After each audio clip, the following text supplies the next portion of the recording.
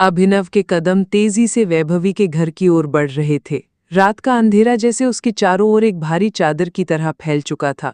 ठंडी हवा उसके चेहरे से टकरा रही थी, लेकिन उसके मन में ज्वाला थी, अपने प्यार को खतरे से बचाने की और साथ ही उस विश्वासघात को उजागर करने की जो उसके सबसे करीब था। हर लम्हा उसकी सांसें तेज हो रही थीं, दिल की धड़कन तेज और दिमाग में सवाल उठते जा रहे थे। क्या वुल्फ की बातों में कोई सच्चाई होगी? क्या वो वाकई उसके लिए सच बताने आया था, या सिर्फ कहीं उसे फंसाकर खत्म करने की योजना बना रहा था? कबीर के अचानक गायब हो जाने का क्या रहस्य था? क्या उसका सबसे भरोसेमंद दोस्त वास्तव में उसका दुश्मन बन चुका था? अपने विचारों में फंसे वो सड़क के कोने पर खड़ा हुआ। दूर से वैभवी के घर के सामने से गुजरते कुछ कांटे धरे लोग और जमीनी चिल्लाहट उसे गूंजती सुनाई दी। उसका दिल जैसे चाकचौबंद हो गया। यही तो वो आवाज थी जो उसको खबर देती थी कि वो खतरे में थी।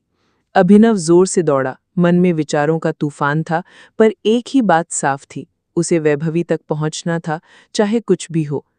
वैभवी के घर के बाहर समिता की आंखों में क्रोध की आग जल रही थी।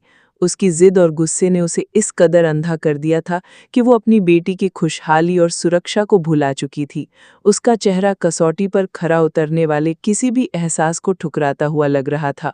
समिता ने जिस तरह से गुंडों को घर में बुलाया था, वो वैभवी को दबोचने के लिए सत्ता की आखिरी कड़ी लगती थी। नकाबपोश गुंडे, जिनके हाथ लाठी और लोहे के डंडों से सजे थे, बेकाबू गुस्से के साथ घर में घुस आए।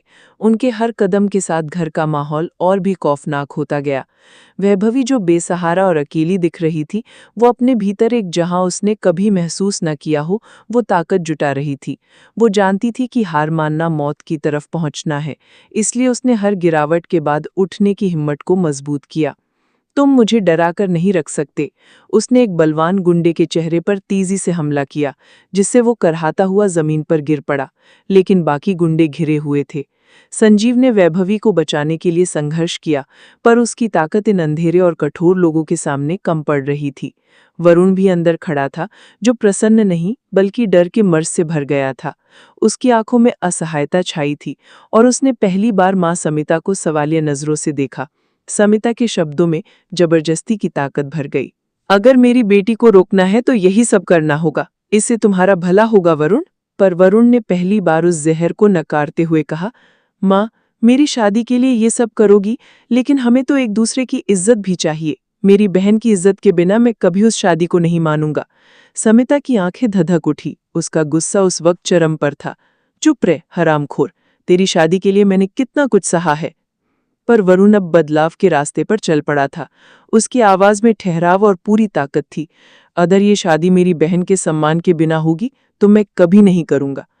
वैभवी ने यह सुनकर आश्चर्यचकित होकर उन्हें देखा। संजीव की आंखों से आंसू एक साथ झर पड़े। ये वो पल था जब वे सब जान गए थे कि कुछ भी सही नहीं चल रहा। इसी बीच क्लब के अंदर की जगह पर अभिनव के दिमाग में एक अजीब सी उथल-पुथल मची हुई थी। वो स्क्रीन पर एक बार फिर से उस वीडियो को देख रहा था जिसमें उसका सबसे भरोसेमंद माना गया व्यक्ति उसकी आंखों के सामने जमा हुए षड्यंत्र की साजिश कर रहा था। ये कौन हो सकता है? अभिनव ने खुद से सवाल किया, जबकि उसके हाथ कांप रहे थे। वुल्फ ने उसे एक बार फिर से समझाया, ये सच तुम्हारे लिए कठोर हो सकता है, पर यही सच्चाई है। अब तुम्हें तय करना होगा कि तुम किसके साथ हो। अभिनव के दिल में शक और गुस्सा दोनों उमड़ रहे थे।